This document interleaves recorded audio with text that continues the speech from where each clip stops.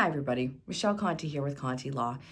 As an estate planning and elder law firm in Pennsylvania, we service clients who oftentimes end up in a nursing home. Whether that's for a long period, an indefinite period, or a short period, the question always arises from the loved ones, what if that person who requires long-term care owns a house? What happens with that house? Well, it depends. If they do have the intent to return back home, that house, so long as it can be maintained and the bill is paid, will remain available for that person to return back home.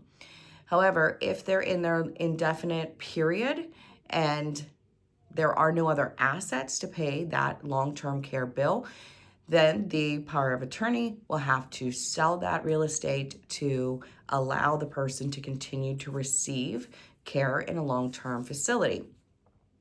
What if a loved one lives in that house? I recently had a conversation with a family member who said, Dad owns the house, Dad's in a nursing home, we don't think he's coming back home, but we've lived here for 10 years. They can't take it, can they? And the answer isn't that simple. It depends, but more often than not, if that real estate is in the individual party's name who requires care, then yes, that is their sole asset, which will have to be sold, and then those funds will be used to pay for their care.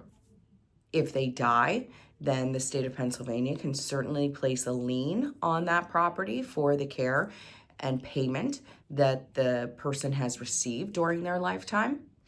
The loved one who lives there, again, there are exceptions, but in a generic sense, ultimately, if they want to retain the property, they will have to purchase the property from their loved one. If they're alive, they'll purchase it from the person themselves. If the loved one is deceased, then they'll purchase it from the estate.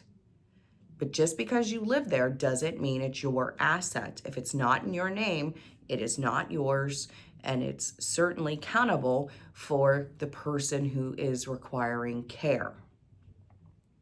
That's oftentimes a big mistake, just to assume that that piece of real estate is yours.